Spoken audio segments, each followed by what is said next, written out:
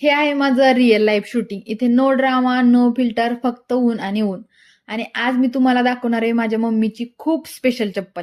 ती चप्पल पाहून तुम्हाला लगेच कळेल की या चप्पलला मी का स्पेशल म्हणलीये. आणि हे आहे आमचं अंगण.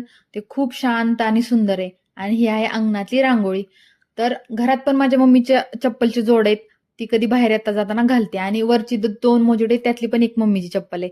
आणि ही चप्पल आम्ही अंगणात घालायला ठेवली. आणि ही बाकी ती चप्पल दिसती ती पण मम्मीची. आणि ही वाली आहे मी तुम्हाला म्हणलेलं स्पेशल चप्पल.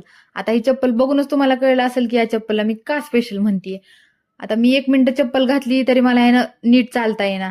मी विचार करते मम्मी दिवसभर ही चप्पल घालून अंगणात इकडं तिकडं कशी करत असेल म्हणून. पण तिची ही भारीवाली आणि स्पेशलवाली चप्पल आहे. तुमच्याकडे पण अशी एखादी जुनी पण भारी चप्पल आहे का मला कमेंटमध्ये नक्की सांगा. आणि आज मी म्हणलं की देवपूजेसाठी फुलं नेता येतील. मी हातात फुलं घेऊन जाणार होती पण फुलं जास्त असल्यामुळे ती काय माझ्या हातात बसत नव्हती.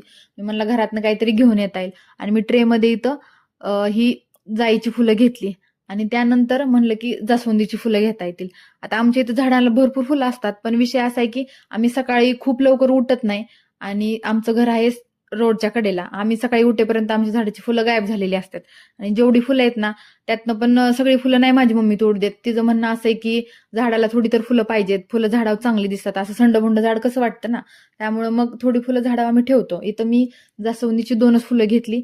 आणि त्यानंतर म्हणलं गोकर्णीची फुलं घेता येतील. आता आमच्याकडे पांढरी पण गोकर्णी आणि निळी पण आहे. तुमच्याकडे आहे का गोकर्णीची फुलं? ते मला कमेंटमध्ये सांगा.